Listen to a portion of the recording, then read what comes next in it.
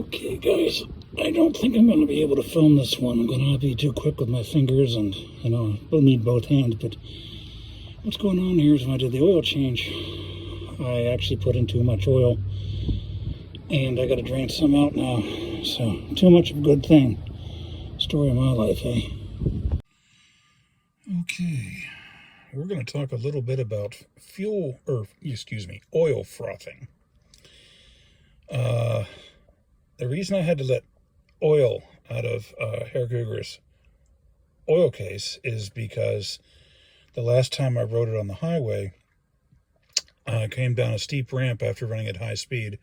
Well, not high speed for the Midwest, but like 75, the oil light flickered, and the Ford's idiot light will flicker at 6 pounds of pressure. So that was, basically temporary oil starvation. Also, it was running a little bit warmer, I think, than it was, which is also a sign of oil starvation. There's less lubrication, more friction, and the oil is what helps get rid of the heat from the center of the engine. It's the first line of defense, I guess. But anyway, what happens with oil frothing is, if you have a car with too much oil in it, what can happen is the crank can start hitting the oil, and eventually it'll fill it up with bubbles, and it'll froth. And your oil pump is made to pump a fluid, not a fluid mixed with a gas. Gases compress, fluids don't to any significant degree. So you end up with oil starvation. Now, I don't think I did any permanent damage. I mean, it was a very short period of time. And these 402, these Clevelands, are really tough motors. But I talked with my neighbor, Jim, wicked nice guy, but he didn't know about oil frothing. So I thought I'd talk about it in case you guys didn't. Okay, next order of business here. This positive terminal is still giving us grief. The morning after the car show, Herr Cougar wouldn't start. I figure he's just in a funk about losing to a Pinto. I can't make this stuff up. But anyway, so I had to fiddle with this again. And when I looked at it, I saw some bluing and some melted babbitt. But once I got everything cleaned up and tightened up, worked again. But, this is such a cheap part. I went and bought a new one. And a funny and true story. I bought this in the O'Reilly's in Rochester. I hadn't been there since I lived there, I guess. Bought some fuel line, which is still on there. But anyway, got to talking with the guy, and both of us, even though we live in Minnesota, had bucketfuls of tales of just senseless abuse from police in upstate New York. Small world.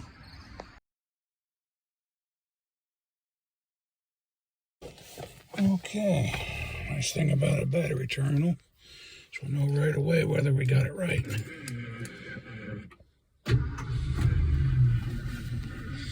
Seems fine to me. Okay, as a means of keeping track of Herr Cougar's health and efficiency here, we been keeping track of the mileage. I've got 3 plots here. The gas mileage is the y-axis, and the independent here is the tank, and we get these strange spiky patterns. Now, the highest point here, the 22, that is, I remember that was a trip up to Duluth. And they said, Hobbes, the tiger, of course, not the philosopher, says that our halcyon moments of childhood are awarded, retroactively. Well, I can tell you that's one of my halcyon moments of childhood right there. And this arching down to about 6 miles to the gallon. This one was easy because the tank was leaking.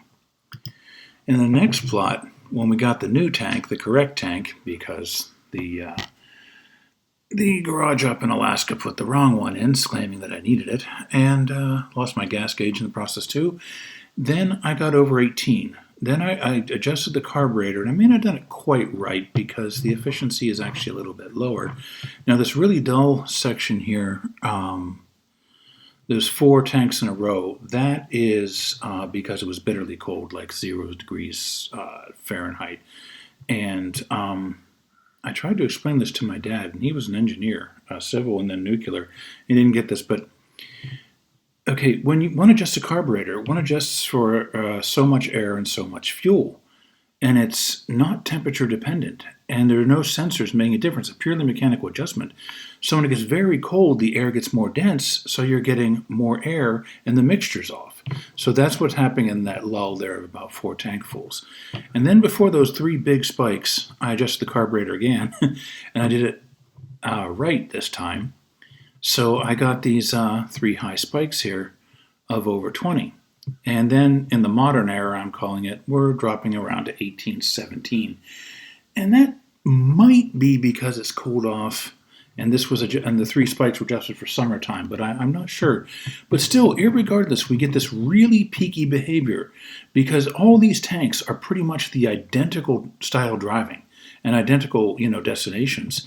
So this spiky stuff is really bizarre. So I thought, well, maybe the tank isn't filling properly. So I made a third plot where I made a rolling average of 5 tanks. And this is kind of compelling, but it's nowhere near proof because the orange line here, the rolling one, would have to be, smooth, and it's not. It still follows the peaks even when averaged over 5 tanks. So this peaky behavior of the gas mileage is real. Now, I have my ideas what's causing this. I'm not going to say what they are